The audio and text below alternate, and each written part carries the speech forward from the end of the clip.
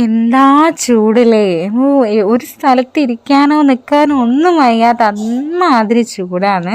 അപ്പം ഞങ്ങളിതാ ജസ്റ്റ് ഒന്ന് അമ്പലത്തിലേക്ക് പോവാണ് കേട്ടോ. അപ്പോൾ ആ വഴിക്ക് ഇതാ ഒന്ന് കരിമ്പ് ജ്യൂസ് കുടിക്കാൻ വേണ്ടിയിട്ട് കയറിയതാണ് കേട്ടോ.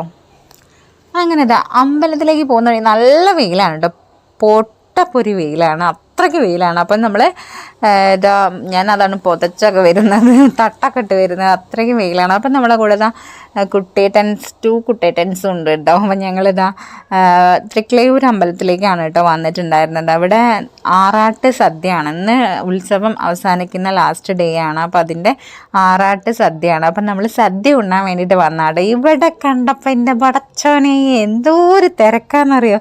അപ്പം നമ്മൾ അഹിമോനെ 3 മണിയാകുമ്പോൾ സ്കൂളിൽ വിടും, അപ്പോഴത്തേക്ക് തിരിച്ചെത്തണം. അപ്പോഴത്തേക്ക് എത്തുമോ എന്നൊന്നും അറിയില്ല. അങ്ങനെ എന്തായാലും ഞങ്ങൾ ക്യൂവിൽ അങ്ങോട്ട് നിന്നു. 4 ആളും 4 കത്തി ആയതുകൊണ്ട് തന്നെ ടൈം പോയത് അറിഞ്ഞിട്ടില്ല ക്യൂവിൽ നിൽക്കുമ്പോൾ. ഞാനിവിടെ ഉത്സവത്തിന് ഫ്ലെക്സ് കണ്ടപ്പോഴേ ഞാൻ ആറാട്ട് സദ്യ എന്നുള്ളത് ഞാൻ ജസ്റ്റ് ഒന്ന് ആ ഒരു ഇത് ഞാൻ ക്യാച്ച് ചെയ്ത് വെച്ചിട്ടുണ്ടായിരുന്നു. എന്തായാലും പോകണം എന്നൊക്കെ അന്നേ വിചാരിച്ചിട്ടുണ്ടായിരുന്നു കേട്ടോ. അപ്പം ഞാനത് നോട്ടീസ് ചെയ്ത് എൻ്റെ മൈൻഡിൽ ഇങ്ങനെ വെച്ചിട്ടുണ്ടായിരുന്നു എന്തായാലും പോകണം എന്നുള്ളത്.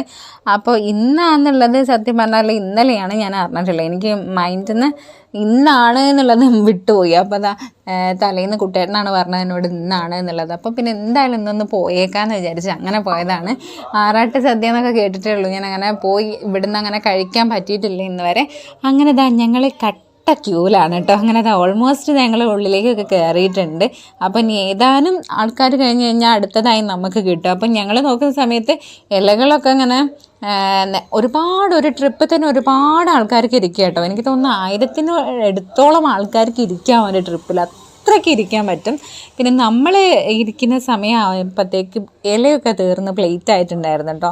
നല്ല സദ്യയാണ്. അപ്പോൾ പ്ലേറ്റ് ആയ സമയത്ത് എന്താണെന്ന് വെച്ച് കഴിഞ്ഞാൽ എല്ലാം ഒന്നിച്ച് വാങ്ങിക്കുകയാണ് ചെയ്യുന്നത്. അപ്പം എല്ലാത്തിൻ്റെയും ടേസ്റ്റ് ഓരോന്നായിട്ട് നമുക്ക് അറിയാൻ പറ്റുന്നില്ല.